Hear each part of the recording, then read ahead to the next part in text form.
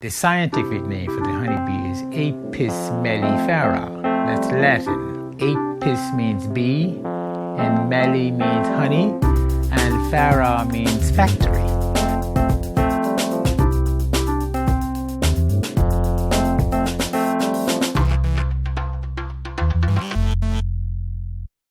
Did I grow up in Hamilton Parish? Yes, I did, thank God. My father was a farmer and a stone cutter and a fisherman. So being the eldest of 11 children, I was introduced to work at a very early age. We did fishing not for fun, it was for food. We would go fishing off the North Shore, and we had fish pots, and we would fish for lobsters this time of the year, and we'd fish for hogfish and rockfish and snappers and red hinds. We always had a few bees in the banana patch so we could have sweet for the table. But as I grew up, I didn't have much interest in bees until I started my own business. I'm a retired businessman. And I said to myself, I'm going to take up some hobbies. So I started with photography. I like taking pictures, and I went all over the world taking all kinds of pictures. Then I decided I'm going to get 3 hives. I have an avid beekeeper who's a brother of my younger brother. And one year we got 30 gallons of honey out of these 3 hives. I was so excited. And I said it'd be nice to have 10 hives. And I said, oh, what would it be like to have 20 hives?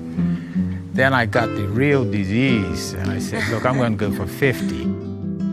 Then I said, I wonder what it'd be like to have 100 hives. Then I got known, and people would call me when there was a swarm of bees on the property, and I would go and collect them and make arrangements to keep the bees there.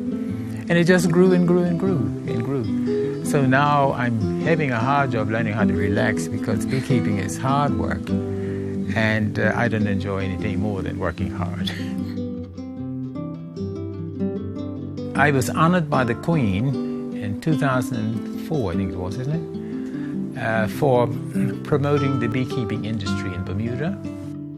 1986, I was the first Bermudian to wear a bird of bees.